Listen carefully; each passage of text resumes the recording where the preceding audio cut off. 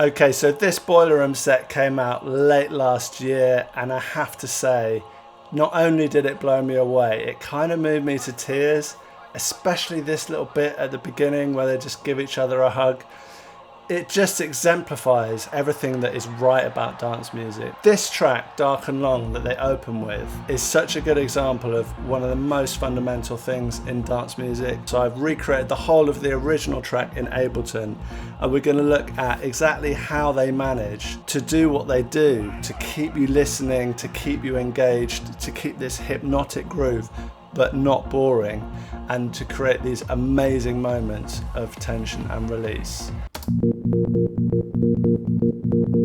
Mine isn't exactly bang on, but it's more or less there. So in the thread he said they did use DX7 FM synthesizer, and if you're interested in classic gear used, I've got a nice free checklist you can download below. How did I get this sound? So for a DX7 recreation, this is what I recommend, OPS 7. I went to the presets. It sounds a bit like an electric organ, so I'm just going to put a bit of compression, a bit of delay. So what I did, I found E-organ 2. Doesn't sound quite right, but it sounds close, right? I just changed the octave on oscillator number 1. And on number 5, I think.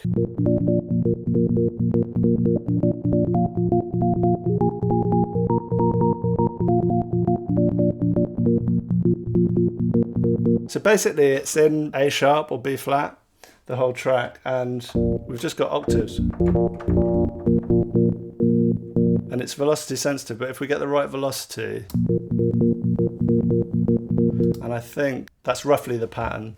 And if you notice, there's loads of swing. This is very much not on the grid, and that's a big part of this track, is the swing. Then we have classic 909 kick drum coming in. So that doesn't look like this swing, but I'm applying swing globally.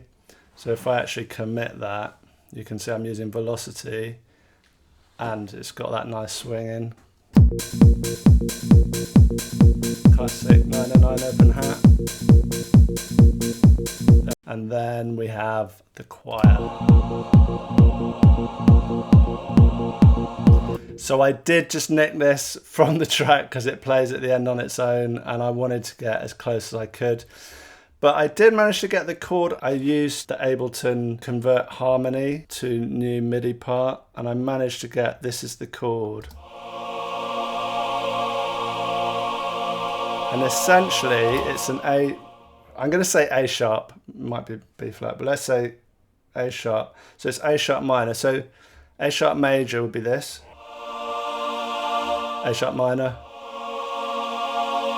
And then we have an F in it. So it's just, that's the octave. And then we've just got the extra note at the bottom. This is such a cool thing, like it's a bit like a pedal note, what's known as a pedal note. I love the Velvet Underground do this. In some of their tracks they'll just have a droning note, and it sounds so good to me because everything else is kind of offset around that. It's like it provides a context. It's a bit like a picture frame or something like that. It's not a very good example, but it's really powerful. I think that's one of the ways they keep it hypnotic. I mean, another way is having this just very simple little 1-bar loop. And I think that is one of the big things about how they make you love to wait, is all the parts really work. They're not just like okay, they're all really strong. So then we get this percussion, which is quite distinctive. I didn't get it exactly, but I found this, I think this is a sample from 0G or something like that. And it's like, basically I chopped it into bits. I'm actually just using the first thing. I'm pitching them slightly differently. So that's pitched -2, that's 0, and this one has got a delay on it.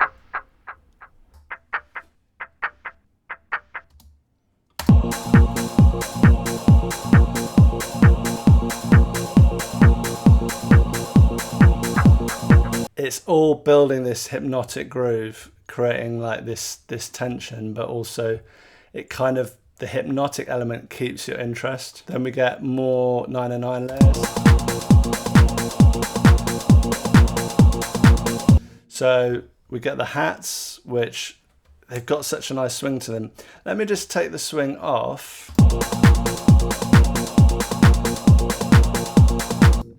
That is so different, isn't it?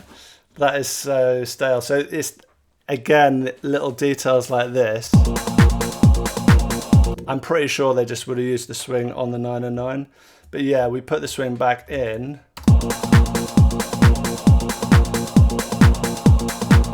And like quite often it's nice to play with the velocities, but with the swing it kind of does a similar job.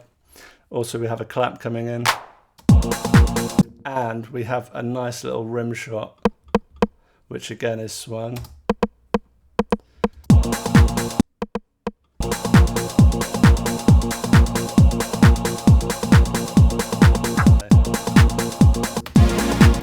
There's this lovely little gliding synth,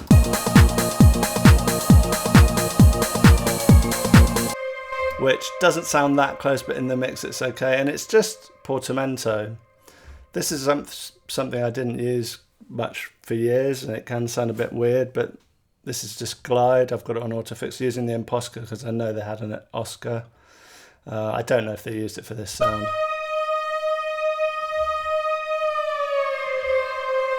And just using the glide to get the right time. Kind of the final element really to talk about in this track is the vocals. And it's such a cool human thing that Underworld do. Obviously, it's such a huge part of them and their sound. But I am so passionate about injecting a humanity into dance music. And they do it so well with this. So we've got, I just ripped this, did a voice split. And he was probably just free associating, just like on the train. And they just loop that little bit. They find that little bit of magic and they loop it. And then we have this bit.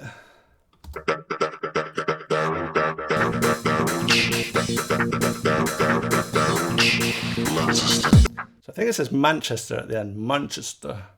So it sounds like garage to me. It could be, it almost could be anything, but I'll just do a quick demonstration of how that would have been done. Garage.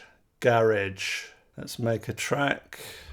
And it says drop an instrumental sample in. I'm just going to drop a sample in. I'm going to set the start point. I'm going to, what's the first one sounds like? Garage. Let's use the second one.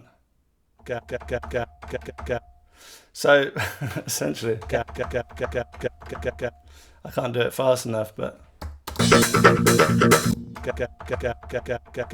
what I'm going to do is I'm going to slow it down.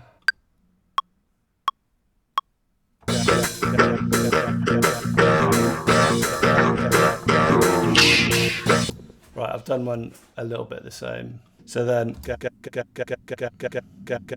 garage. Obviously, that sounds rubbish. But, you know, we could... And maybe we could even pitch it down. See, it's kind of a bit less crap than before. There's quite a lot of layers. I didn't even get all the layers of drums, but there's layers that I didn't notice. So for example, there are all among mainly it's 909 drums, there's 808 drums here. Just a clap here.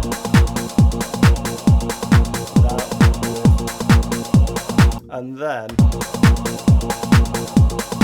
I think I can hear a little cowbell with a delay.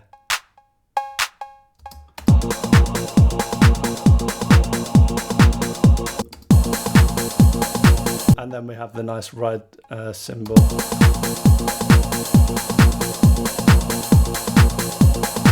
So they've just built up so many nice layers of drums that really keeps your interest. So that really brings us on to the pièce de la résistance, which is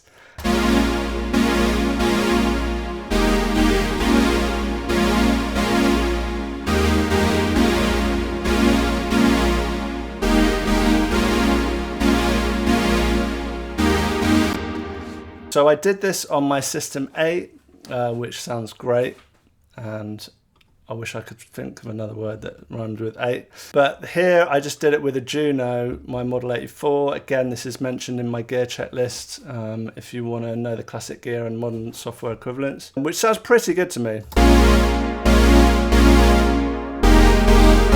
The chorus is doing quite a lot of work. If we turn the chorus off, it's a big part of the sound.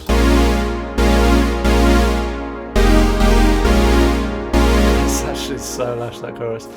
So what are the chords? So we're in A sharp, let's say A sharp minor. So yeah, so that's the chord, A sharp minor. If it was major,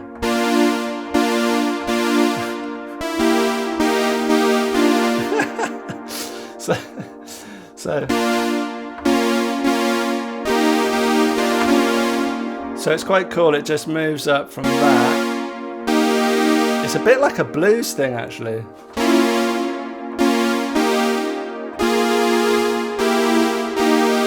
Yeah, it's just like a 12-bar blues kind of thing. Imagine this riff was in major.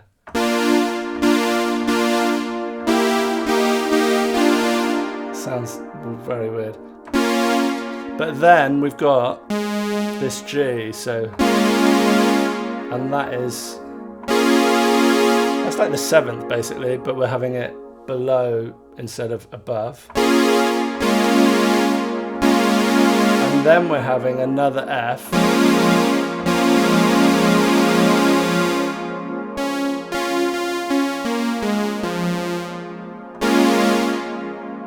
Mainly we're having that chord and then the bass. And then when we go up to this, so we keep the G, so this chord is, but we have the F and the bass. And the F is like, I don't even know what that is, so you can tell me what that is in the chord. And then we go back to that, and then instead of going F1, F1, we go D, and that's a huge part of the riff. So let's have a listen.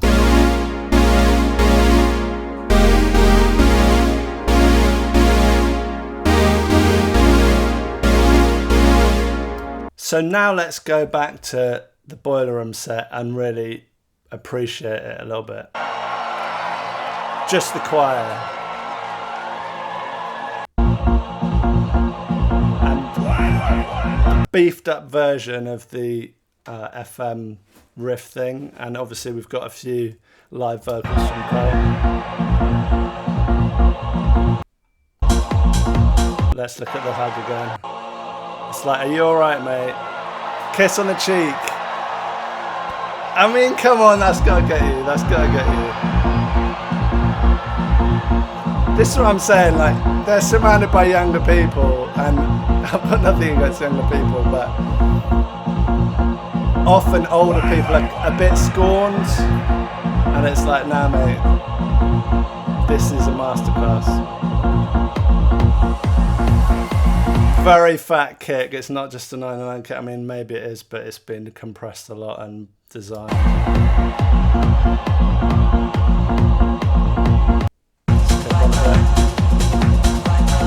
So just like loads of layers of percussion, and we've got this on the.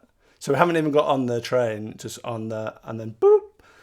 Lovely little detail.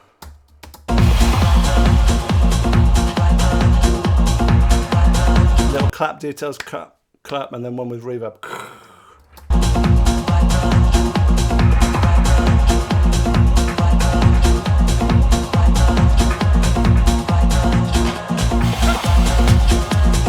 Extra percussion layers. This is something I spoke about in my membership last month, or this month. Little shaker. Nice little reverse sound there. So 3 minutes in, live vocals, just keeping it going, keeping it going. 5 minutes in,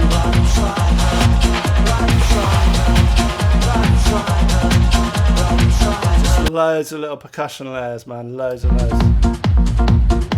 Then dropping everything out, which is another thing I spoke about in my arrangement membership. So this is a great little moment. So you might not know, or you might, that this track was kind of covered. The main riff of it was used by an artist, Pink Pantheress, who I'm too old to really know about, but they use her vocals in this, which I think is a great move.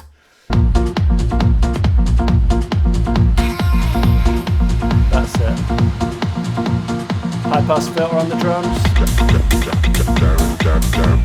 Garage vocal. You see what I mean? It's just a masterclass. So bring everything out.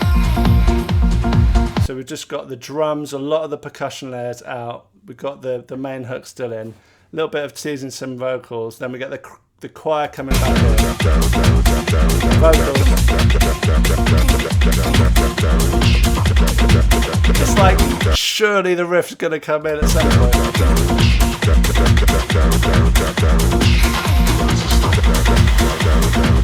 It's like, come on, man.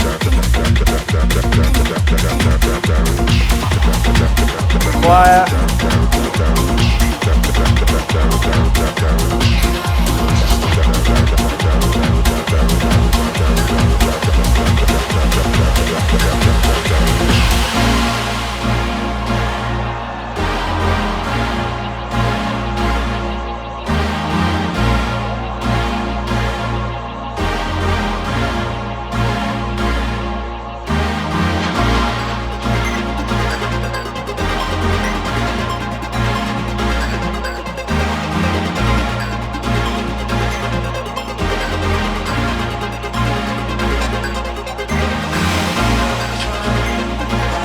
So there you have it. That is how Underworld make you love to wait. I hope you've got a lot out of this.